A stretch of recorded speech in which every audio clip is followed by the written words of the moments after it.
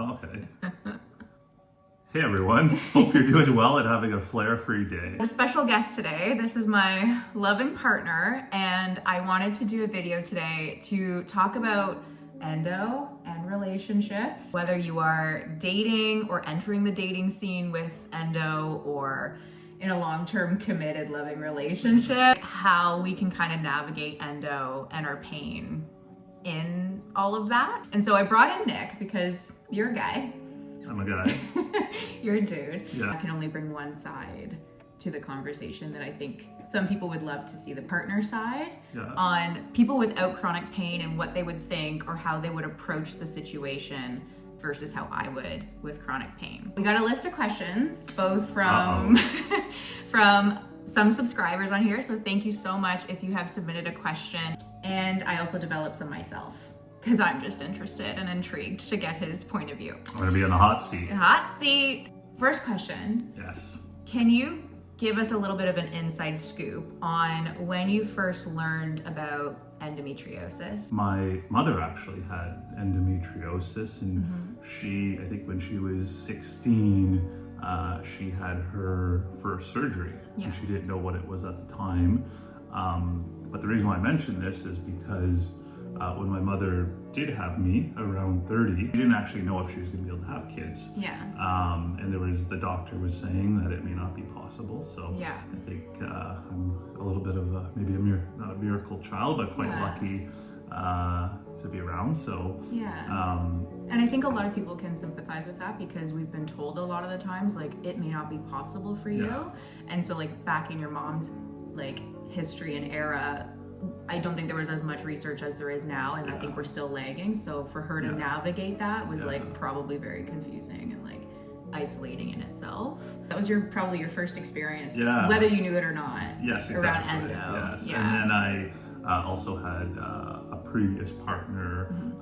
She had endometriosis, so I got up to speed a little bit on it. Then, how did you feel about it? Like, what was your first thought about what does that mean for us as a couple? What was your first like, okay, what does this mean for us? I think it was in the moment when I was first learning about it, it was quite hard to understand. A flare first happens, that's when you naturally, I think first reaction is to be very concerned about your partner and try to be empathetic and try to help them as much as possible. So I think when I started to see it in the moment, and then it spurred me to do some research and try to understand it in a little more detail. I don't think a lot of people do the research on endo to like learn more about it, and then they're just like, I don't know how this impacts you, but like I see you in pain. So I'm glad you did your research, so that when you finally met me and I was like, I have this thing called endo, he was like, yeah, okay, I've heard know all about it. I'm an expert. In some ways too, I feel like you knew more about endo in some ways than I originally did at times, because I don't know about that. Because at times you were like, oh, like this helped my ex, like maybe cutting out certain foods, or like the alcohol or the coffee, which I'm trying to deal with as well. You knew a little bit more on like day-to-day aspects that helped other people that I didn't really know before. So that was helpful. That was great. A lot of people with chronic illness worry that they'll be seen as too much or too complicated to date. And I think a lot of times like I felt like that, because I was like, I feel that I have this pain that I live with. It's complicated in itself to live with, let alone explain to somebody else that I'm like interested in. So what would be your advice on the other side of that table if you're going for a date? What would be your advice to that person who's worried that they're a little bit too complicated or seemingly too much with a chronic illness? I think if I think about it, I think everyone is complicated. Everyone has their own thing, their own flaws, their own strengths, and I think if the person that you're sharing that with is an authentic and empathetic person, I actually think it'll get them to open up and more share about the things they're going through and the things that they have. Maybe their own illness, it could be mental health. Showing the vulnerability always opens people up. So I wouldn't be too scared of it. Everyone has their problems. And I would think if the person on that date reacts unfavorably, well, I think that's a pretty good sign that they're probably not the person for you. Yeah. We have a question here too about like red flags in dating when you have a chronic illness. What are some red flags for our endo warriors out here? Unempathetic. I think that would be number one. It doesn't show curiosity about the illness or ask follow-up questions. Bad behavior post-date, like if they're What would that be? Like ghosting you or slower to respond than they previously were, then I think those would be red flags. If you like the person, you're not gonna allow someone's medical situation impact your behavior. What if they like took time to respond because they wanted to maybe like understand it more for themselves? Like, how do you balance, I guess, that? Depends on how do they take their time, right? Yeah. Right? Are they still like months later? And if they're not responding and they're ghosting, that's one thing. Yeah. If they're highlighting that they're, explaining that they're doing some research on it and digesting it and being open, I think that's a different situation. Open about being like, I need some time to like digest this and like what this means for us, but like I'm here still, like demonstrating that they're still interested, not just like we're no longer texting. Other red flags? Jerks. Straight up jerks. Jerks, yes. Okay. How can someone stay hopeful about love even after rejections or bad experiences? Just keep putting yourself out there. Keep going to community events, finding new friend groups, right? Just not being afraid if there is that rejection. I know all of us have been rejected. I think going through the dating and like finding you, like it shows that there are people out there that will see you for who you are and like will take your illness in with that picture. There is somebody out there for you that sees your entire person, illness included, and that like just don't give up that hope because the world is big, lots of people out there, and like there is somebody that's out there that's understanding, that will take the time to learn about your illness and like make you feel seen. Now for the people that are watching that are in relationships, early relationships, I want to like go back to when we first started really dating and like being exclusive. You saw my first flare-up happen. Do you want to explain what happened and like what you were thinking in that moment? First time I saw Emily have a flare, we were driving on the highway outside of Toronto. Emily was driving and she started to have the early symptoms of a flare. So we, I think, pulled over on the highway. And then I took over driving to try to get us home. And I think I just remember how much pain you were in. I was just mostly just worried about you and just trying to get home as quickly as possible. I remember it was like we had gone, it was dead of winter, we were on a hike and I was like, we're doing it. Like I think I like overexerted myself on the hike because I was like, I want to like try and show that I'm like super fit and like able to do it. But during the hike, like this is just me thinking out loud of like, I definitely pushed past my limits to like try and impress a little bit. And like for any advice, like you don't have to push past your limits to impress somebody. I think you passed out for a couple hours. Yeah, it was like super right? exhausted. So when you came back down, I think my first thing was, are you hungry? Do you need something to eat? Because me and my roommate made a nice meal at the time. And then just trying to make sure you're comfortable. Was probably the biggest thing to make sure you're doing okay. Yeah, and I appreciated that. I didn't have to explain much. I just was like, I'm gonna just sleep, and you were like, go for it. Like, and then I came downstairs. There was like soup or stew or something waiting, and then your roommate was like, "You good?" Because he like didn't know really what was going on, but it's still true to this day. Like when I have a flare up here at home, if I'm in the bathroom and he's out here with our daughter, like I text him being like, can you get me an Aleve, or like, can you just get me some water? And then I just do it on my own because that's just how I approach flares. But like over time we've learned that like, I just need to be on my own because I don't want to drag anyone else through it, which is, I think a lot of us may feel like that, but just know that you don't have to do it alone if you don't want that same way that I do. Like I just feel like I need to be on my own, go through the motions. Part of it is like not having our daughter see what's going on. But if you need something different. Or our dog. Or our dog. Yeah. Our dog, I don't think has ever seen my flare-ups yet. But there's someone in your life though that like you want to share about how you feel supported. I think that's important too, to just like be open instead of like a guessing game of they should know how to show up for me. Giving each other grace because you're both going into it somewhat blind if it's a fairly new relationship.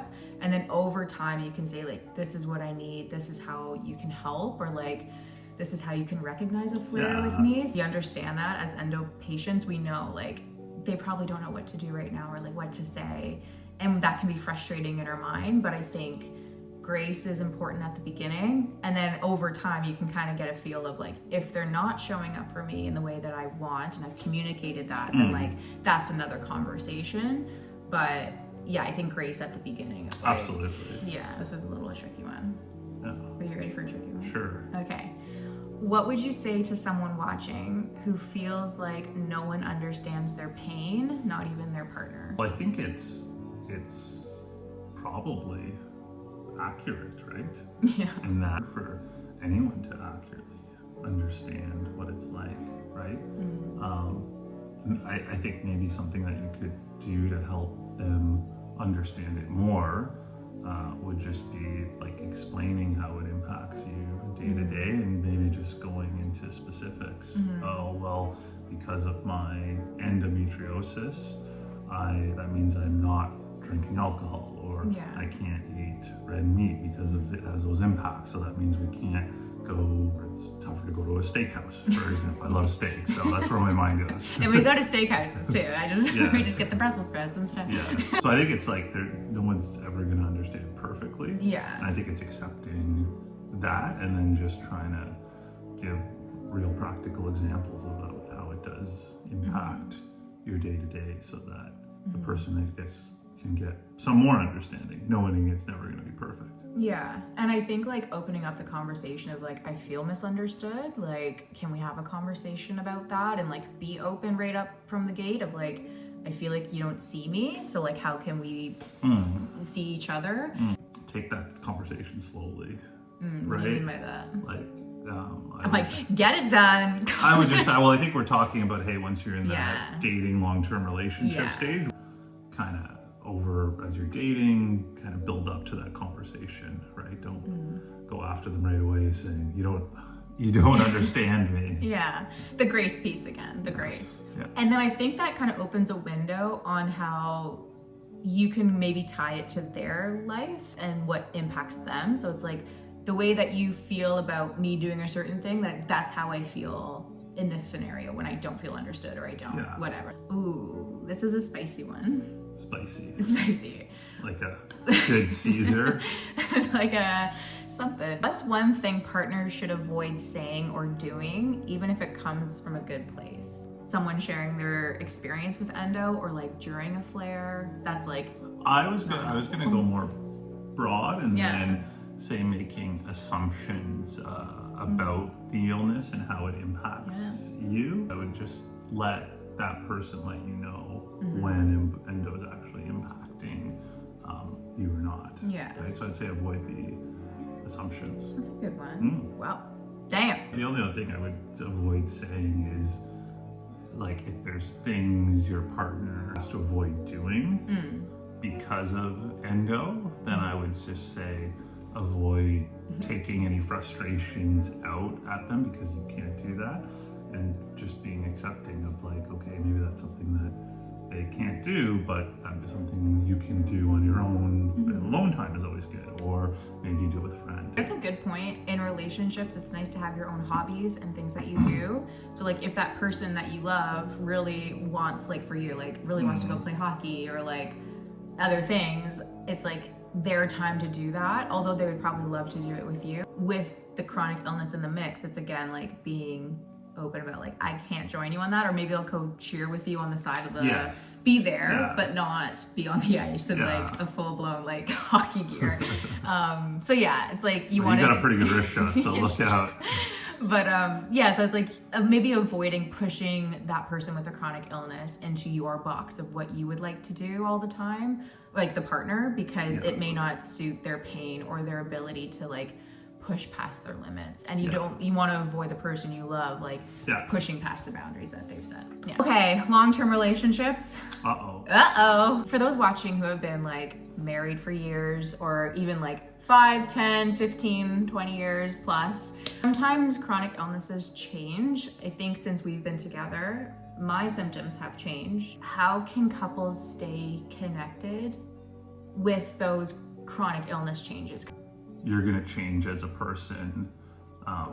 Hey, this year, next year, over the next 5, comes down to that. Hey, if you found that person, just accepting that you're both gonna change, and that means physical, mental. If the flares have changed, then endo they want you there to support them in the moment. Opening the discussion on like, if my symptoms have changed, like, would you be open to coming to like endo community event? Come to a doctor's appointment with me, because like I don't know what's going on with my headaches. Just going so you can hear firsthand and understand from or be the advocate for that person to be like, no, like this is actually what I see day to day, because we may not be able to like fully voice ourselves in a doctor's appointment because of gaslighting and past experiences. So it's nice to have people involved. So final little question before we end here is, sometimes with endometriosis, there's a lot of like negative connotations when it comes to chronic pain and illnesses, and it can be like pretty heavy to live with. What are some good things about chronic pain and endometriosis that have been brought into our relationship? Vulnerability. Going through an endo flare, right, and knowing that your partner's going to see that, you're naturally going to have to be vulnerable, right? And I think that can build closeness and increased bond in your relationship. I want to say that, like, thank you for over the years for just being there for me, because I sometimes don't know what's happening with my body and what's going on. So I appreciate you, and I know a lot of people on here appreciate you being here and being open. If you have any comments or any ways that you have found strength in your relationship, feel free to comment it down below. We love you. Thanks so much for being here. Bye. Bye.